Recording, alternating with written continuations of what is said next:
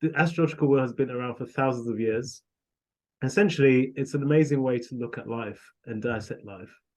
Um, and it's not just so it's not actually not just using astrology. There's like a whole there's a whole branch of psychology which is based on the astrological wheel as well. And there's like I think it's called astrological psychology, and it uses more of the horoscope. So that means including the planets, including the houses, including kind of how the houses change.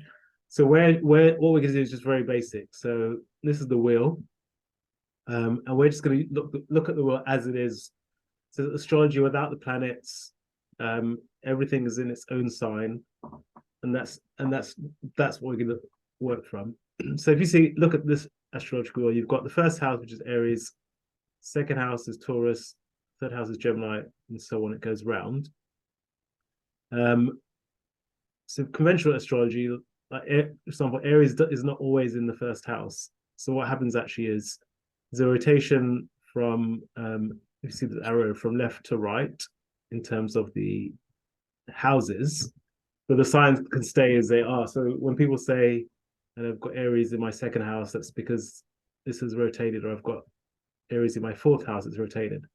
So I'm only telling you this just so if you have any kind of questions about the astrological, you don't actually need to know this aspect, because everything is going to be in the original house. So the first house is always going to be Aries, the second house is going to be Taurus.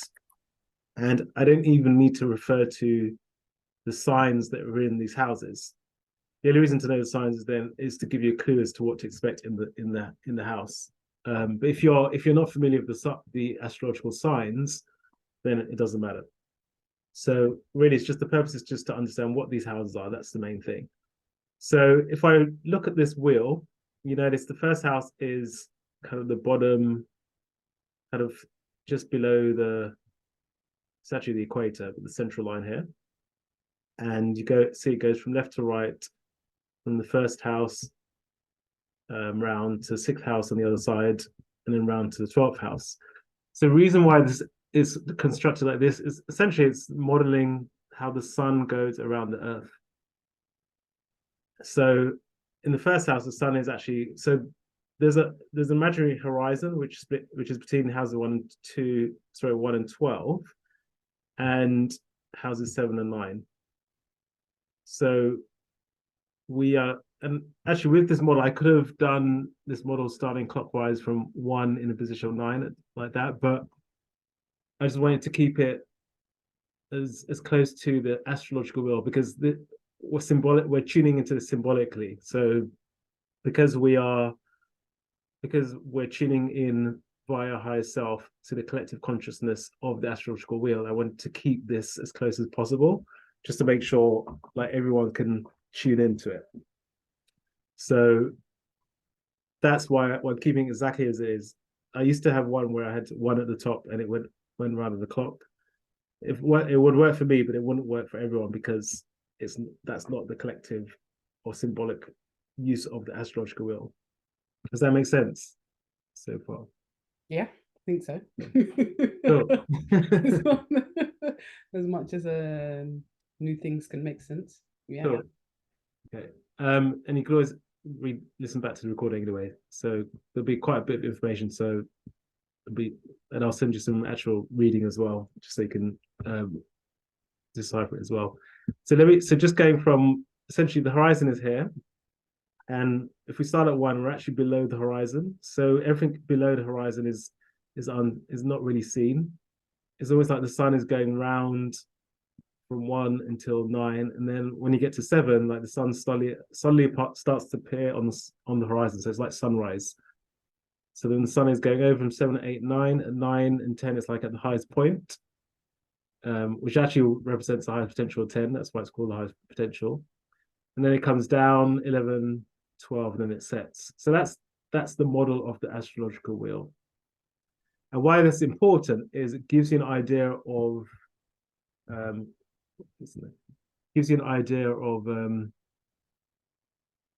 symbolically of what we're referring to. So I'm giving you the whole philosophy behind the world, and I'll go into each house. So what we're essentially saying is from 1 to 6. So everything from 1 to 6 is really everything that is not on view. It's everything that's private to us. So it's everything that represents who we are and the stuff that's not obvious to everyone. So when we get to 7 to 12, that represents everything that is out in public view. And I'll come back to that, so you don't just need to know that. So the journey from one, so if we go from the first house then, so the first house, and this wheel is also a journey of life. So it's a journey from the first house, which is basically, if you imagine one person's journey, essentially they're coming out of the womb, and areas about emergence is about coming out and being, hey, it's me, I'm stepping out into the world. And that's what Aries represents. It represents you, your body, and your ego and your personality. And then as we're going through life, where as a child, we're a baby, we've got this personality. And then along the way, we learn life values, and we learn them from our early upbringing. So from our parents, but like anything that could happen to us. So if you you put your hand on the fire at an early age, you'll learn not to touch fire, for example. So the second house represents everything that it represents life values. It also represents everything that's tangible. So everything in this room, I've got my phone here, my pad, my sofa, like everything physical sits in the second house. So when it says life values, actually it's everything that's tangible, everything that you hold. And the reason why it says life values here is in at the first level, it's very tangible, it's everything you hold. But as you get less tangible, more conceptual, it becomes values, because we hold onto our values. This is everything that we hold. So we move on to the third house, and this is really as a child, you begin to communicate with your siblings. And if you don't have siblings, then you have cousins. But it's how we then start to communicate, we then start to express our ideas. This is how we learn through the world by communication. So the child has come from being born, having its early life values for its parents, then getting out and about and beginning to express oneself. Because here you've got self-expression, siblings. And the fourth house represents the home. So this is not the physical home, but the emotion of home. So what was the feeling like in the family home? Could be in great home going up, could be a terrible home, but it represents the sense of home and where one gets one's security. And if you look at Cancer is like the crab in the shell. So the shell represents the home. So then our home life influences us, has a great influence on us. And then we move into the fifth house, which is then how our personality begins to emerge, how we have fun. This is about creativity, good fortune. So it's basically how we become creative. It's that play, everything to do play, everything to enjoyment. So fifth house really is the house of fun. So it's everything. It's sex, it's romance, it's everything that's passionate, it's everything that actually represents fun. Put in that. It's good fortune, creativity. How we use how it essentially represents the creative energy of our spirit and how that goes out into the world. That's essentially what the fifth house is.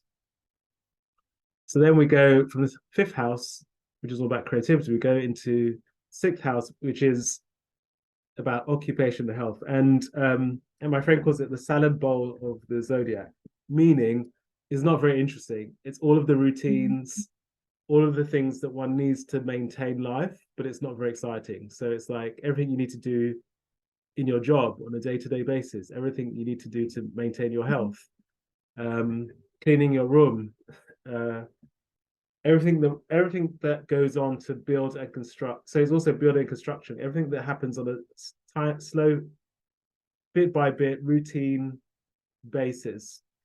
But it's everything that's actually important to keep things running. So that's what the sixth house represents. So the sixth house, it would be your day-to-day, getting up, going to work, taking the train, going to the office, working in the office, coming home, rinse and repeat. That is the sixth house. It's like one of the most uninteresting houses, but one of the most essential houses of the zodiac. Yeah. So it's all about timing, it's all about repetition, it's all about routine, it's all about the things that you do on a day-to-day basis. So that's all the houses from 1 to 6. So that's everything that to do with us. If you can see, it's like we're coming out into the world, we learn our life values and what we hold dear, we have our physical possessions, then we learn to communicate and express ourselves. Then we find out what our feeling of home is. Then we go into creativity and good fortune, and then we get introduced to all the things that we need to do to maintain health. Sorry, just plug in my phone.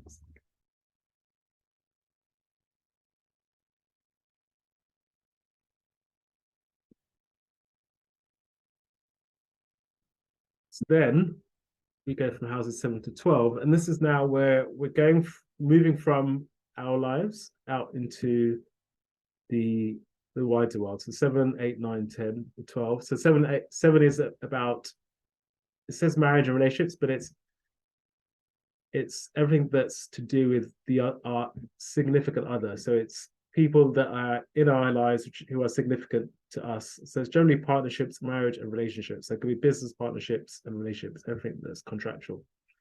And when we get to seventh house, it becomes the opposite of we can then look at what's opposite to define what we are. So if you look at the first house is about us, seventh house is about the other person. So it's all about the person you're in some sort of relationship with. So be it business relationship, marriage, or contractual relationship. The eighth house is other people's resources. This actually represents everything that we do not control. So the second house is about everything that we have, life values. The eighth house is everything that we don't have, but we may have some control over. So the eighth house is quite a complex house, and it's very hard to define, as in so much stuff gets in here. So this is like we could spend most of the time just on the eighth house because it's so wide. But to summarize it, it's everything that we do not own, but we have some sort of control over, or we may lose some control. So that includes so they call it the house of sex, death, and rock and roll. So it's because we don't have control over our death. We don't. Sex is something that is an area that we could tend to lose control. So addiction also falls in here, and rock and roll just because because there's like taboos and all sorts of things in this eighth house. It's quite a murky house, quite an interesting house to study actually, and it's assigned to Scorpio as well, which is about secrets and hidden things as well. So that's the eighth house. So the ninth house is about, it's called spirituality, but Sagittarius is really about higher learning and philosophy. So third house is about our daily communications. The ninth house is the communications which are more high level communications. It's about beliefs, religion, philosophy, spirituality. So that kind of higher, loftier ideals versus the third house. And 10th house is the highest potential. And essentially usually represents the career, because this is generally our highest potential manifests in the career. But not necessarily. It's generally the highest, what we'll accomplish over time, what we can expect to accomplish over time. The 11th house is the relationship to the world. So Aquarius is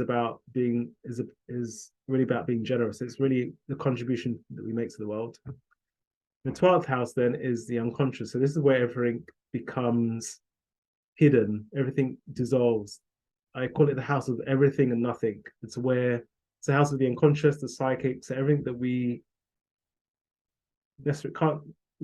sometimes we can't see or we can't get a handle of because it's so vast and everything gets lost in it. It's always like going out to sea. Like if you jump into the sea, there's like so much there that you can't get hold of. But then at the same moment, there's a lot in there as well. So it's kind of everything and nothing. But that's a quick overview of the system. So I'm just going to go through one at a time, just to break it down a bit more further. Any questions at this point?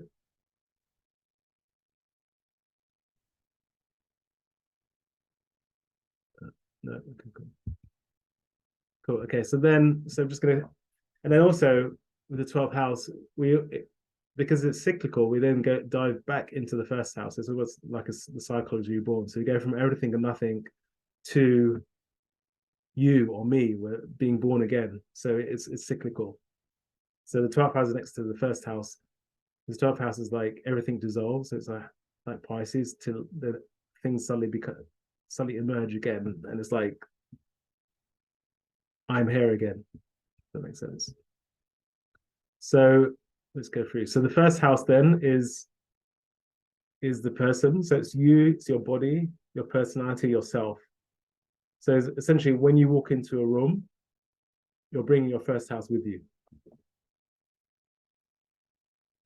Does that make sense? Cool. So then the second house, again, is about values. So everything that, actually, let me just go back to the rings. So remember I said like the first level, second level, the third level. So if you look at the how I've constructed it, you'll see that first level, especially in the, if you go to the second house, the first level is physical possessions, property. Second is in cash and cash equivalents, because physical is becoming less abstract. So cash is what you use to buy physical possessions. The second level is anything you hold dear and your values. And then third level is self-esteem, attachment to non-physical things. Because often, so why self-esteem is here is often we measure our self-esteem by what we own, what we own physically, and what we believe that we're able to get. So if someone's got a strong relationship to the second house, they're going to have a lot of possessions, and they're going to have usually a high sense of self-esteem because they're able to purchase a lot of stuff. So because I'm assuming that's well as in the positive. It may also be in the negative where they have their self-esteem is caught up in physical stuff as well. Okay. So that was the first house. The third house is about communication, expression, thinking. So again, at the first of which it is literal communication, speaking, reading, and writing, actual physical communication. Then we get to a bit more abstract. So it's letters, books, talks, sermons, speeches. So it's not the actual doing this of it or the thinking of it. It's actually the speech, the expression.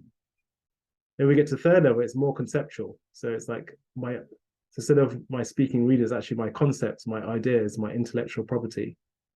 Includes sales as well, because that's a higher level of communication. Cool. So that's one. Those are houses 1, 2, 3. So then we go back to 3 to 6. Jump here first. My feet set. Sorry, it should be 4, 5, 6. Never mind. Okay. So we've got 4, 5, 6. So home, emotions, fifth house, and sixth house.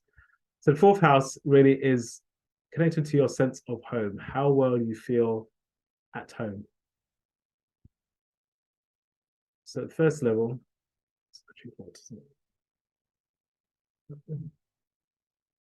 it's how, so they say that home is where the heart is. So this is exactly what we mean by this. So the first level is your heart. It's about issues of self-love, feeling safety and security. So if you've got a strong sense of home, you feel very home within oneself, almost wherever you are. So you could be homeless on the street, and if you have a very strong sense of home, you're at home in yourself. Yeah. It's a bit of an extreme example, but it's really about your sense of self within oneself. The next level, you extend that out from oneself to your family and your family life, your ancestry, sense of self-fulfillment. In the fourth house, sorry, then we take that out to the next level, it's actually the physical home. So it's slightly different here in terms of we're actually becoming more physical at level 3, but the home is really a conceptual thing. So that's why we come to do it that way. So in the fifth house,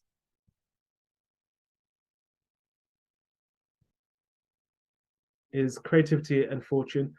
Again, so the fifth house really is about the expression of the spirit in Jesus' time. So the first house is ourselves. So there's a commonality between the first house, fifth house, and the ninth house. So each house, out of every 3 houses, there is a commonalities, and that's to do with the elements. So I haven't gone in the elements, but essentially, water signs, fire signs, earth signs, and air signs. So the fifth house is the fire sign, and the fire really represents spirit. So in the first house, the spirit is one's spirit, as in one's physical body. In the fifth house, it's how one's spirit expresses itself in the world. So fifth house really is about the expression of spirit. And when I think of when I actually look at the astrological houses, when I first studied them on an intellectual levels, but now when I understand the houses, I understand them on an energetic level. So I can actually feel and tune into the energy of the house, and I understand what it means. So the fifth house is the energy of that is about joy. The ultimate energy of the fifth house is really about joy, loving life, having fun, great emotions, everything that brings joy into life. That's the easiest way to understand it. So then fifth house, the literal easy stuff, very more physical stuff of fifth house that is play, sex and sexuality, artistic expression, creative works, like actually creating with your hands. So then second house is the second level of the fifth house is good fortune, manifestation, creativity, vitality. So have you ever seen like when you're enjoying yourself and you're in that right vibration, things tend to manifest a lot more quicker because it's always like the energy of our spirit is alive and it's having some effect on the world. This is where manifestation comes into it. Then the high level is energy, creative energy, free expression, inspiration. So one could say the fifth house is the house of inspiration and fun. So then we get to the sixth house, and this is about I said occupational and health. The first level, the most basic level, it's about building, construct. If you imagine a building site being built, that's the fifth house. Like people constructing a building site, it takes a long while, it takes time, but it's pretty much doing the same thing over and over again until it's built. So that's the sixth house. So we get to the next level. It's a bit more conceptual. It's about rhythm, routine, diet, and it's work, which is non-physical. So the first part of sixth house is very physical work, like doing construction work, for example. This level, it's more work which is non-physical. So going to the office and doing more intellectual work. It's everything about timing. So rhythm, routine, diet, work, exercise. You know, it's the commonality of these things is things you do regularly over time. Okay. And then when we get to the next level, this is a lot more conceptual. So it's about the passage of time, the rhythm, like higher order rhythm. So if you watch this, for example, the seasons, that's kind of the higher order of things. You're watching the natural rotation of the earth and seeing how things change over time. And you're kind of getting into sync with that rhythm. You're just seeing how that rhythm evolves.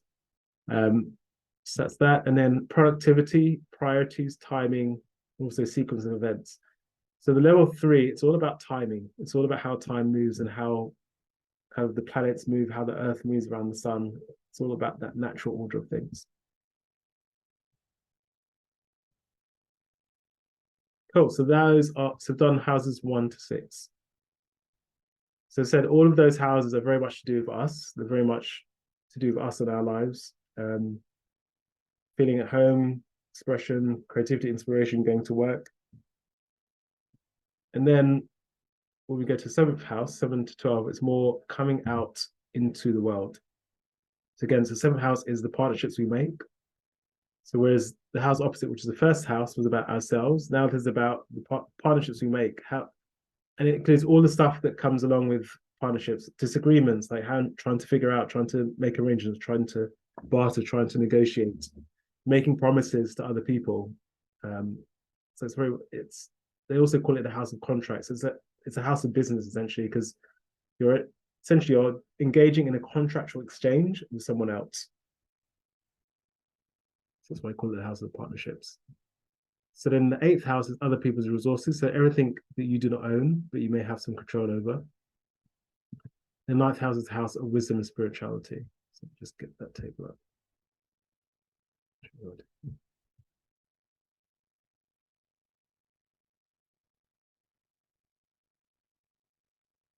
Oops, okay. Oops, I think it's the wrong slide. Okay. Oops, I didn't finish the slide. Okay, I'll have to ignore that for now. We've got the actual one. Cool. Okay.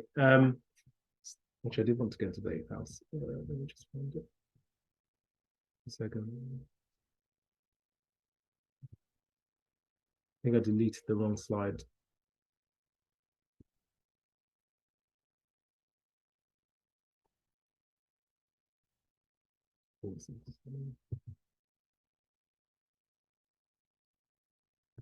Right. Any questions at this point? No, not for me.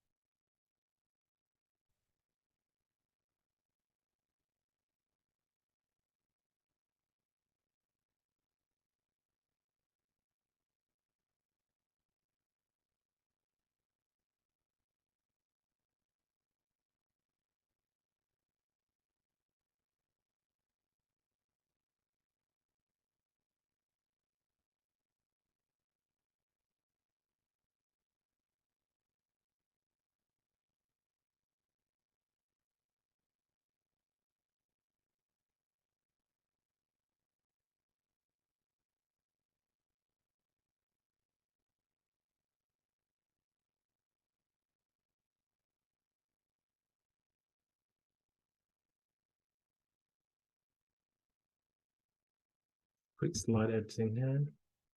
Cool.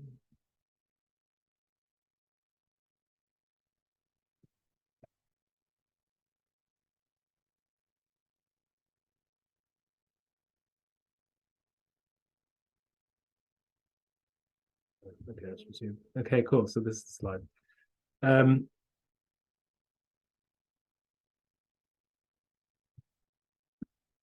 So slide 7 was about relationships, partnerships, contractual relationships. So 7th house is other people's resources.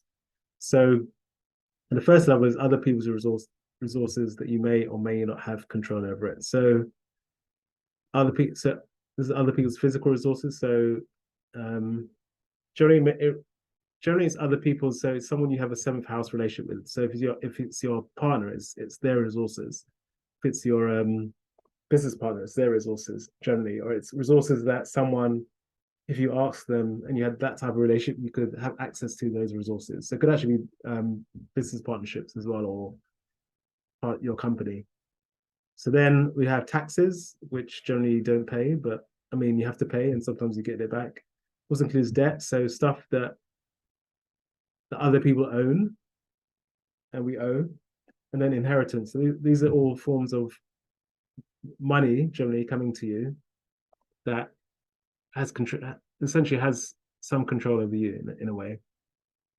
So we get to level 2, other people's resources. So I put this stuff, but this is very much related to business, and I need to change it slightly. But brokerage essentially is means something that I have, or something that I have control over it, which I can charge money for. So, for example, if I'm a estate agent, I am selling someone else's house, so I own it, but I'm able to make a profit from it.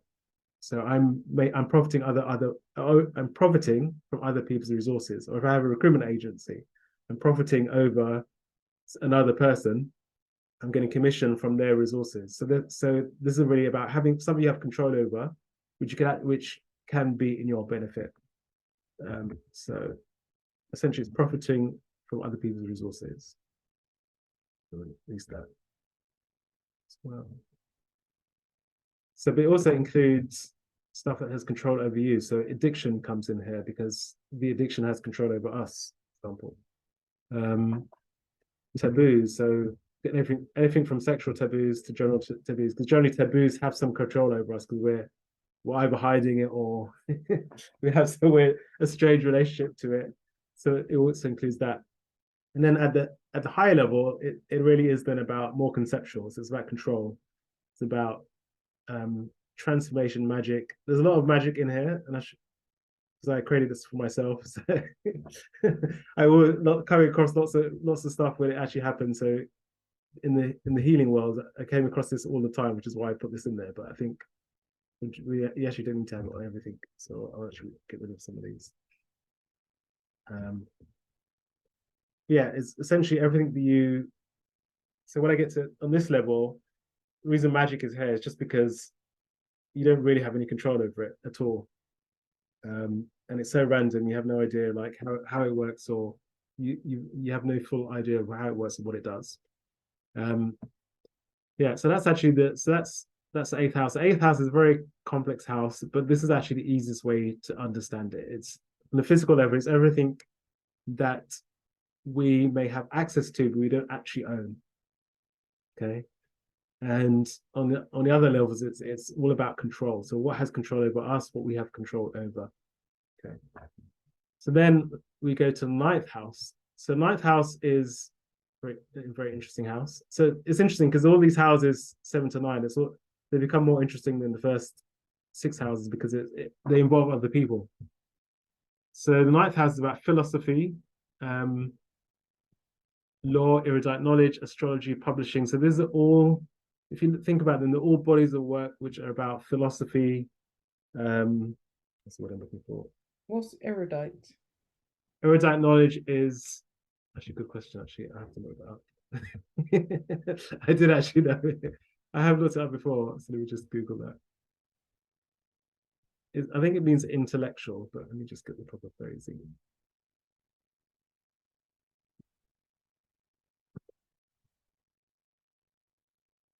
It's just like well educated, knowledgeable. Yeah. I don't know, more like academic, I guess. Having or showing great knowledge or learning.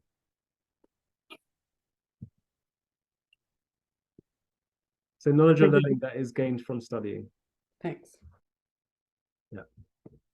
So I remember I first came across this. What was that film? What was that film? Is it Allegiance? Divergence. And they had like a group called the Erudites. That's where I first came across that word. Okay, cool. So the first level is about the knowledge. On the second level, this is high level. It's about faith, wisdom, teaching, experience of life, consciousness, and belief. Okay. And then when we get to ninth house, this is about more beliefs. So it's multiple beliefs or belief structures. So belief structures are really the framework with which your beliefs are creating. So it's like the meta beliefs. Like if you're thinking of one belief, it's like what created the belief that made you believe that. That's what the belief structures are. So this, interesting enough, this comes up a lot for me. I don't know how often it comes up for you. But yeah, usually every time there's something to transform, it's generally, for me, it's generally a belief or belief structure that needs to be transformed. So yes, if it's one belief, and it could be limiting beliefs, because usually I'm working with transforming limiting beliefs. If it's one belief, it'll be in the second house, second level. If it's multiple beliefs, it'll be at the third level. Okay. So sometimes you may find something, you get the third level, and it's not this belief or belief structures, but it actually is something that's in level 2 or level 1. And all that means is you can go back and test, okay, it's a much more elevated level. So for example, there was once where I got third house, and it wasn't here. And I checked, okay, is it in level 1? And it was like, yes. And then it was law. I was like, okay, that's interesting. What do you mean law, but in the third house? And what I realized, it was law as in one's personal law, one's code. So one's essentially code of conduct, or how one lives their life, like their personal codes and value system. So you might find something that falls into a higher level or a different level, and it's just one of these extrapolated. The way to think about the ninth house is also, travel is included in here as well. And travel is included because travel is something that broadens the mind. So the more you travel, the more you get exposed to different ways of living, different philosophies. The more you see different cultures, that educates you and helps you understand about life and philosophy. So that travel is also included in there, because travel gives you more wisdom. Cool. So that's 7 to 9. So then 10. So what's interesting is the ninth house, along with the 10th house, which you're coming on to, is really these are the pinnacle or the highest points in life. So you find a lot of power structures actually are ninth or 10th house related. So if they're ninth house related, it's going to be religion. So the church is a huge power structure, and actually find cults here as well. So and even if you look at what's going in, so politics also is here, because this is ideologies and philosophies. So what you notice in life actually is the ninth house is very strong, because we fight over the ninth house. Like we fight over our religion. We fight in America, they fight over liberal versus Democrat, or not liberal, conservative versus Democrat, different philosophies. Cults are in the ninth house as well. So ninth house is pretty much rules most of our lives, because we're all governed by some sort of philosophy of life. And there's so many wars constructed from philosophies of life.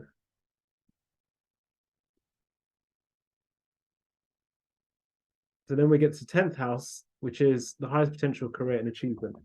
And the 10th house, this is really Capricorn. So if you think of Capricorn is the goat climbing up the mountain, and that's really what the 10th house represents. It's what we accomplish over time.